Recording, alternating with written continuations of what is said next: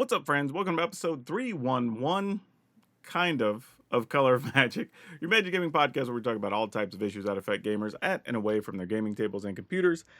I am your host, PowrDragn, and for the first time in probably forever, I don't have my main man, Brian Sonic, with me, but there's kind of two reasons for that. The first is we just have had trouble scheduling stuff with the holidays because the holidays kind of fell on our recording and posting days, which is a little bit tough. And some late things came up that while Brian does enjoy being on the show, he's still a journalist by trade. That's his other job. And there's a lot of news that came up that he had to deal with. So he was tackling that. So don't want to take anything away, but I did want to have something up this week.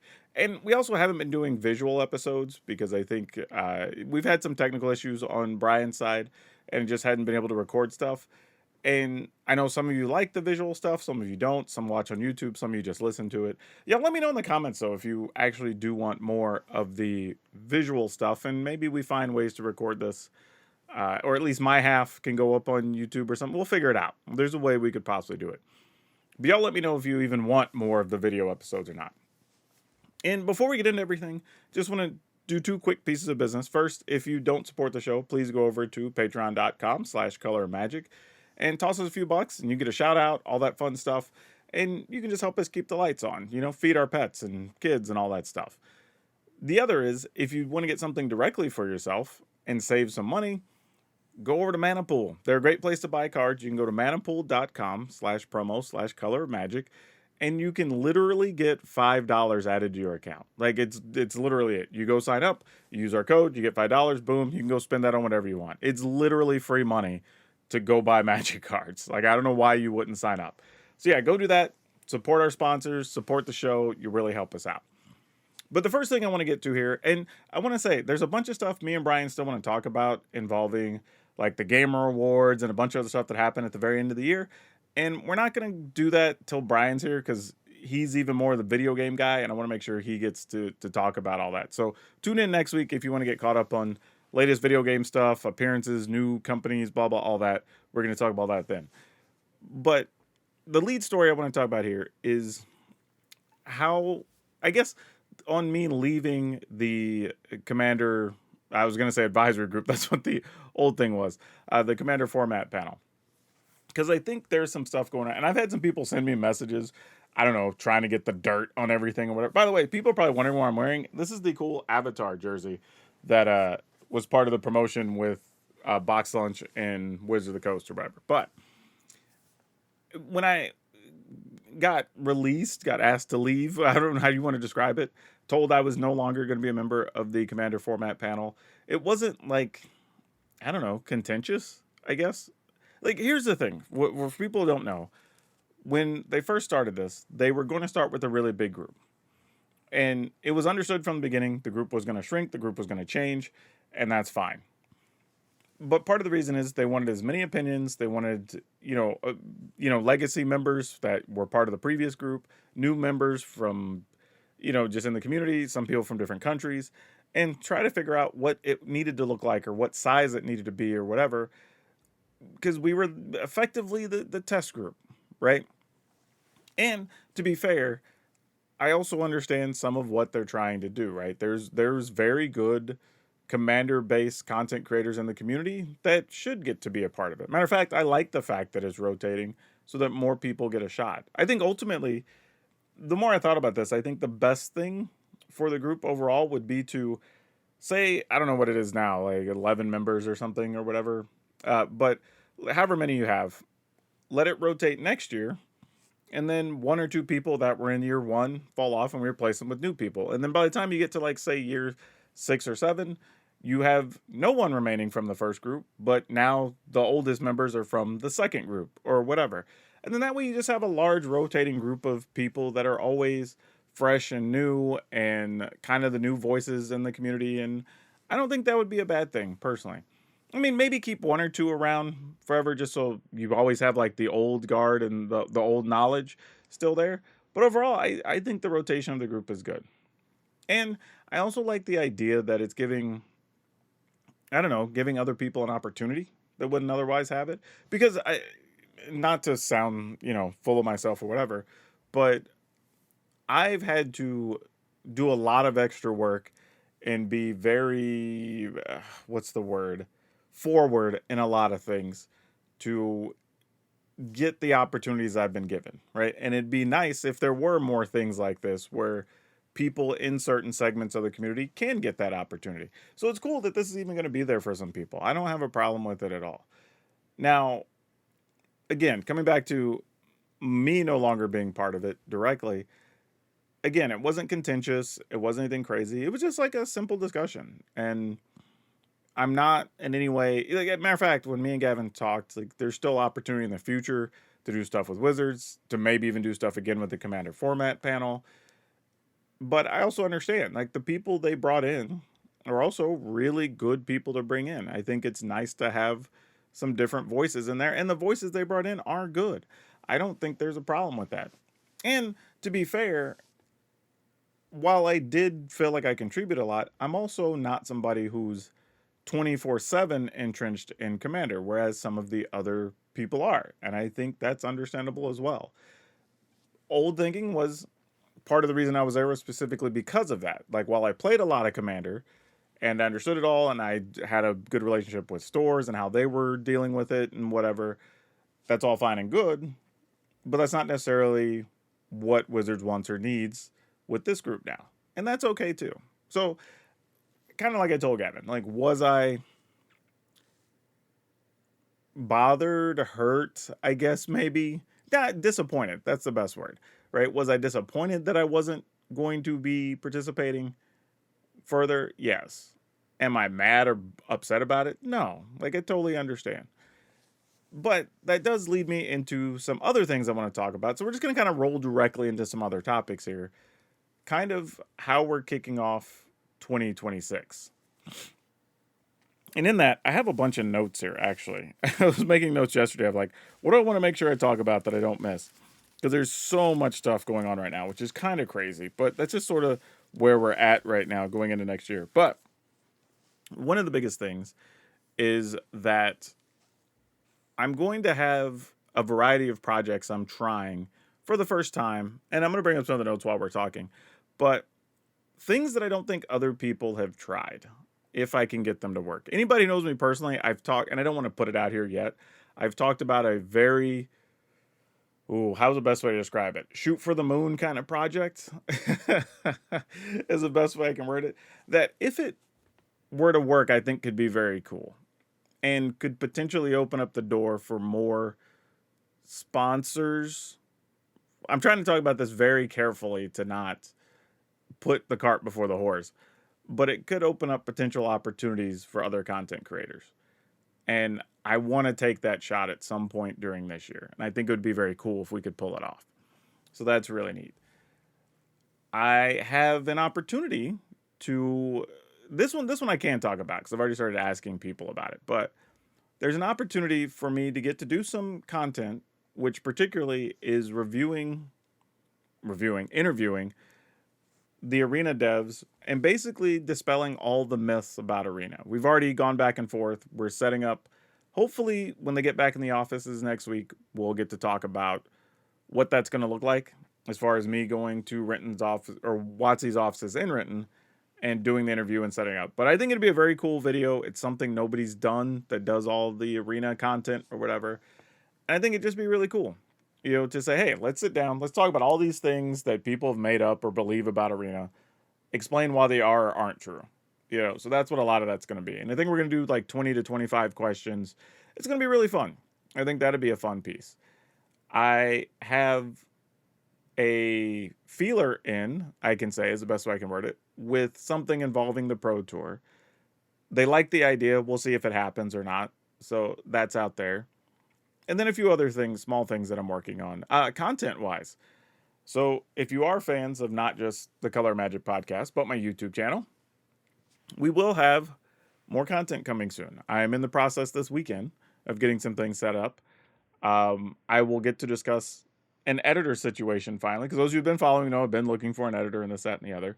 So that, if it works, will allow for at least 2 to 3 new pieces of content new series, I would say, if you will, of content to appear on the channel, as well as probably 3 to 4 shorts a week as well, I think.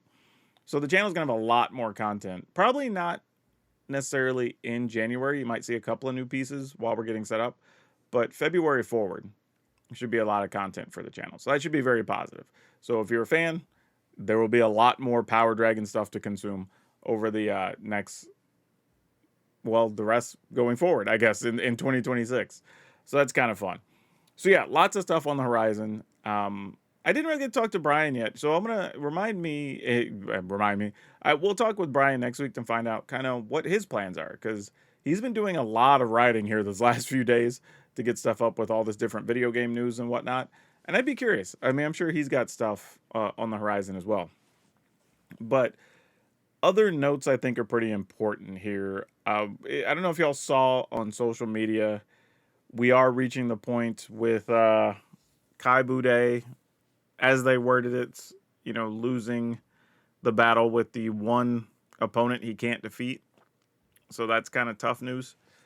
Because to be honest, like, Kai's not really any older than I am, so that's always tough when you see somebody so young having to deal with cancer issues and whatever, and especially somebody who's a pillar of the community, one of the highlight all-time backbone pieces of the Pro Tour. Sucks to see it go down like this, but everybody's being very positive. There's some threads sending him well wishes. He's got friends that are visiting him, so it's cool, but yeah, it just kind of sucks. Like, cancer's never fun for anybody, and every cancer situation just sucks. But anyway, shout out, condolences, good vibes, everything to Kai's way. He's earned every bit of that. Yeah, so other interesting things that happened over the holiday break. This is some video game news I'll talk about. I'm sure Brian has an opinion on it as well, so y'all get to hear this next week. But Xbox probably in a lot of trouble, y'all. Well, I say this. We know Microsoft has been having a lot of problems with a lot of things. Hell, they damn near broke everybody's PC with that update for Windows 11. What was that, like 2 months ago? So that was a thing. But Microsoft and Xbox weren't even the third best-selling console this holiday season. Like, and here's what's crazy. I bet right now, some of y'all just went on your fingers and went, okay, well, if there's PlayStation and there's Switch, who the hell would be number 3 if it's not Xbox? That was literally my same thought. I had to go look this up, but it's a system called the NEX Playground. NEX Playground was 3rd place. Xboxes were 4th. And it wasn't even like it was a close race, y'all. And I think part of the problem with the Xboxes is that they just, like, they had this weird plan that they moved up their price. Like, who increases in price before the holidays? Like, and even before that, they had increased the price of the Game Pass and whatever. And it's just a series of weird decisions that just don't make sense. Almost to the point that it makes me feel like they're setting up for something else. But I don't even know what that would be. Like, it's so out of left field. Like, this is what should happen, right? They're just not in a situation where this is a thing that's good in any way, right? And when have we ever heard of the big 3 not being the big 3 during holiday season, right? It was always Sony, Microsoft, and Nintendo, and some flip the order however you want. But it's basically been that, hell, as far back as we can remember. Well, really, since the Xbox came out, right? Like, that's been the thing.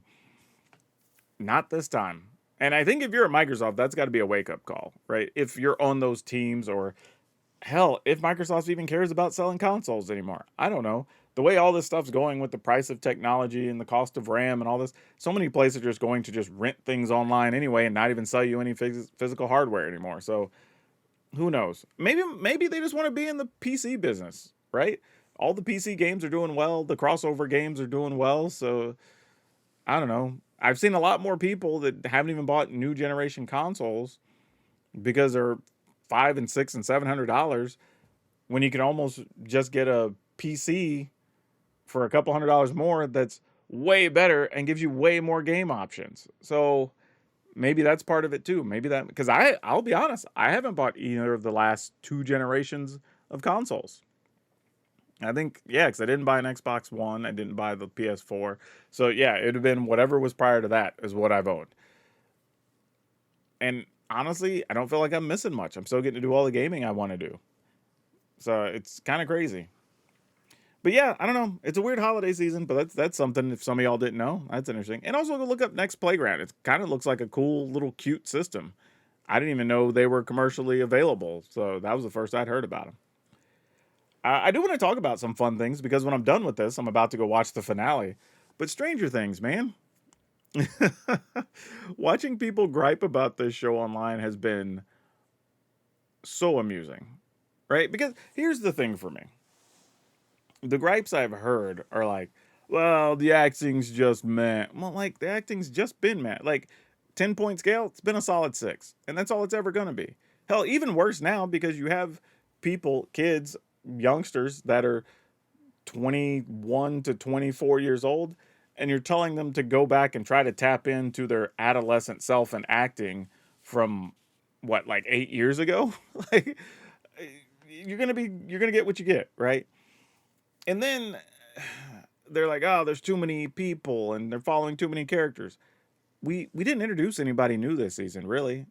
It's all these same old, like, on the villain side, there's like one or two kind of bit part players we've introduced, but generally, and I'm trying to be spoiler free here, which is why I'm talking in generalities because some people haven't seen it yet. But I wouldn't say from the good guys side, the group of people you know and the characters you know, they're all the same, right? Is it a little bit rushed? Like, maybe, but we also know the outcome, right? They were the one. Okay, the outcome is we're rushing to the finish because this is the finale, and I'm gonna go watch the 2 hour finale when I'm done recording this. But one of the things I will say that I think, and this is why I wanted to bring up Stranger Things, really, is I think it confirmed something about streaming, right? I think one of the issues streaming shows have had, it not from network streaming, from big service streaming, like when you're on Netflix or something, and or Amazon Prime, and they're like, hey, here's every episode of this show, right? The problem is people sit down, they'll binge watch 12 to 14 episodes or 8 episodes, whatever the series is, and then that's kind of it, right? You may not even have people to talk with about it because your friends may not have watched it yet, and you got to wait for them to watch it in 2 weeks when they have free time or whatever. And it's just a weird experience. Whereas what they did with Stranger Things is they did, I believe it was 4 episodes, and then there was like a couple of week gap, and then there was 3 episodes, and then we had another week or two gap, and then we get the finale on whatever it was, like New Year's Eve or whatever. That's actually pretty cool because there was time for people to go online, have discussions. People could talk to their friends or relatives or whatever about the show and other fans, and you could kind of create this water cooler conversation around it, right? Where you haven't been able to do that with a lot of other shows. You kind of watch them and then they're over and you're on to the next show. And it was really cool to see that because I felt the only other show I know of that was that big that I saw a discussion on online, I think was Beast Games because that was on Amazon Prime, I think. And they just did an episode a week, if I remember right. I think it launched with 2 episodes, and then after that, it was like one a week. But you got people back to that weekly conversation of talking about stuff. Because I think if you didn't grow up with it, it's something you probably missed is the cultural significance of a lot of shows because we'd be sitting around saying, "Oh man, did you see this last week?" Or "Man, this thing happened," and and that was like the conversation of the week. That's not a thing anymore. Like, here's the thing. Like one of the shows I liked last, oh man, was it like it was a year before last, I think. It was a show called Kaleidoscope. Came out on Netflix, I'm pretty sure. And the concept to the show is it was 8 episodes, I think, and they were presented to each viewer in a different order. They all had the same ending, and I think they had the same beginning, but the other episodes in the middle were all mixed up. And that was fun because we all got to talk about, oh man, I saw this first and I thought this person was a jerk, but then it turns out they were totally justified to feel the way they were. And then the other person was like, oh no, I had super sympathy for that person from the very beginning. And I felt really sad when they died because, and that was the thing, right? It was a cool social experiment. But the problem was that's one that wouldn't even have worked to shoot it in a different or like a weekly release or whatever, because we'd all be spoiling each other's halves. So while it was such a cool experiment, it only works in streaming, but at the same time, it didn't have a chance to grab a social foothold. Everybody that watched it talked about it for like 2 or 3 weeks, and it was really cool, but that's kind of all it lasted. And I was like, man, how do we bridge that gap where you can do these really cool conversations or shows to create that conversation and still get the cultural significance out of it? I don't know, but whoever solves it probably will make a lot of money, if I were guessing. Yeah. Other thing too, while I'm wearing the Avatar jersey, I think we have to point out that Avatar, from what Rosewater pointed out, was basically the second best-selling set this year. And that's crazy to think about because they only really got orders for 1/4 of the year on that. Now, obviously, it's second to Final Fantasy, which is still selling very well, and that thing came out in what, July, something like that.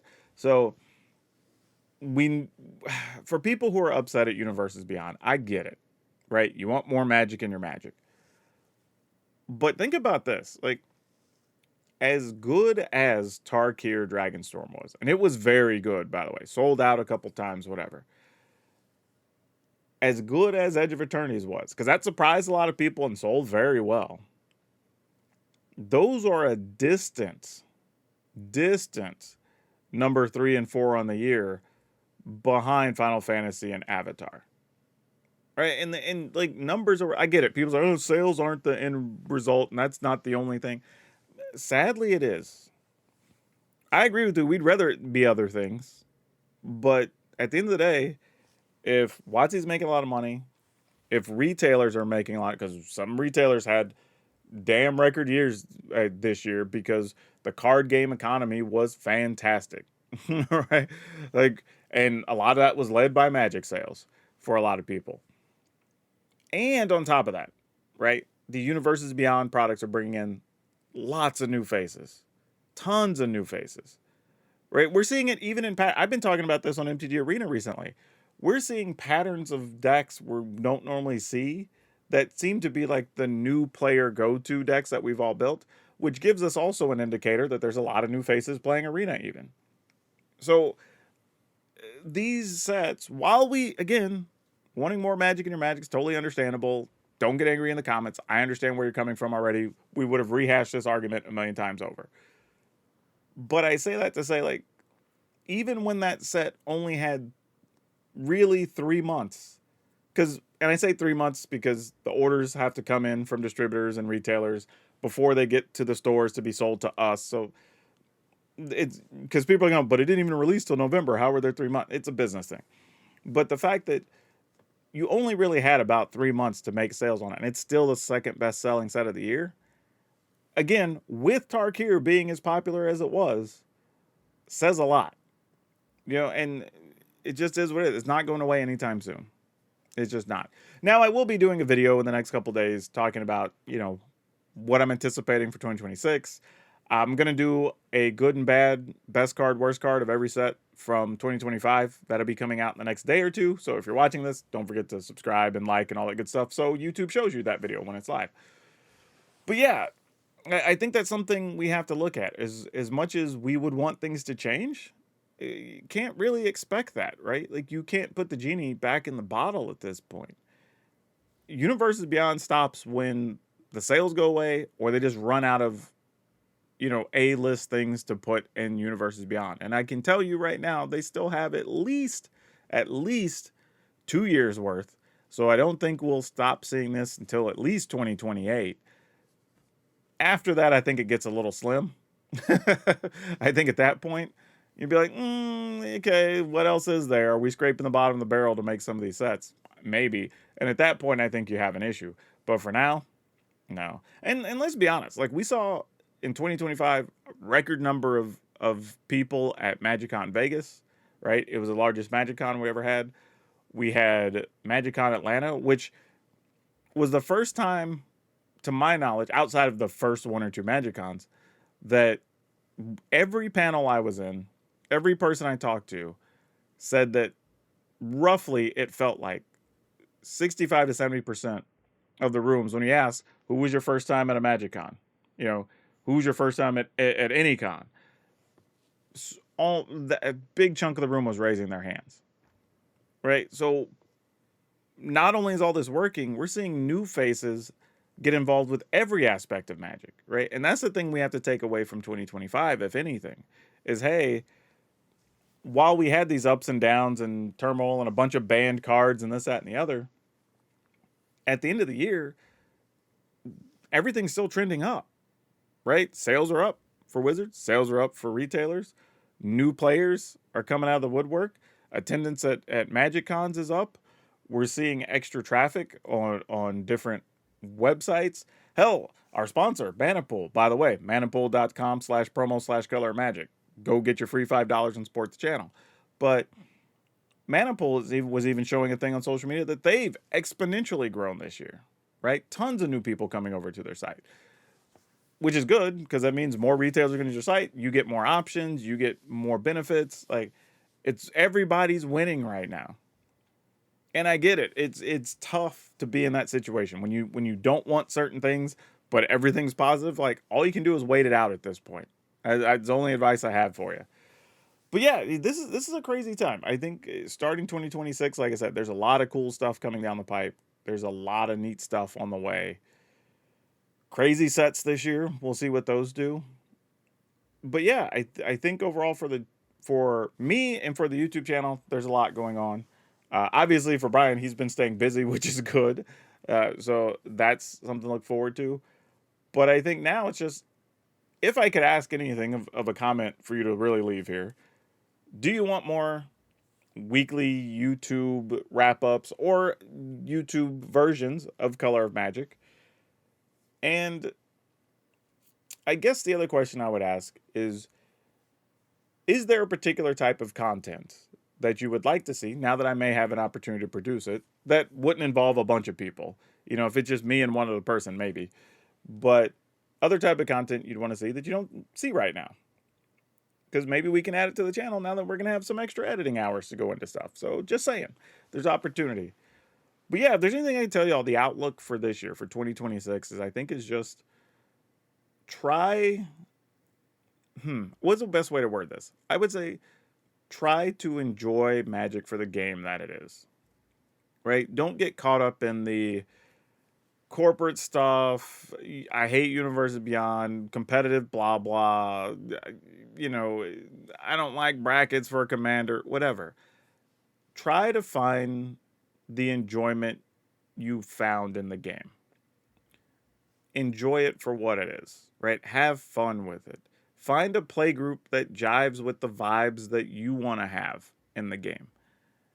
And then if you can't find that, maybe that's your time with the game, and that's okay, right? I think everything comes in cycles. I think sometimes things, even people, will be in your life for certain points because they help with certain things, they check certain boxes or whatever, and then life changes and those things are no longer true. And that can happen for our gaming and Magic as well. But if you do really enjoy it, enjoy the aspects you enjoy about it. You know, don't, like, while you might be a Vorthos person who enjoys Magic Story, you don't have to hate that Universes Beyond exists. You just don't have to promote those, and you don't have to care because there's not a story there. But really dive in on the Magic Story. And when you get a new, because we're going to have a couple Magic sets coming out pretty quick with Lorwyn and Strixhaven, you know, that you could talk about. And the later in the year set, was it Reality Fracture? Looks to be bananas.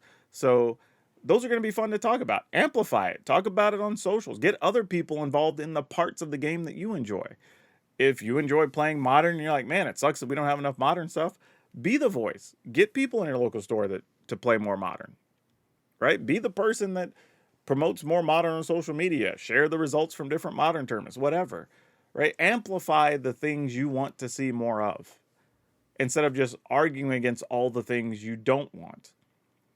Like, you get more people interested in the thing you are, the thing you enjoy, if you're being positive, if you're promoting that, if you're showing why it's good, showing all the positives, versus just saying like, well, that thing you like, it sucks, it's bad, right? That just makes you and the group you represent look negative or hateful. Like, that's not going to draw you more people.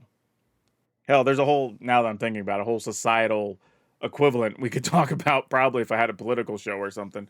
But realistically, push the things you're happy about and promote. Like some people who don't play standard. Okay, cool. I don't go around saying, well, man, historic sucks or legacy sucks. I'm like, no, I just promote standard because I enjoy playing standard and I keep making fun decks.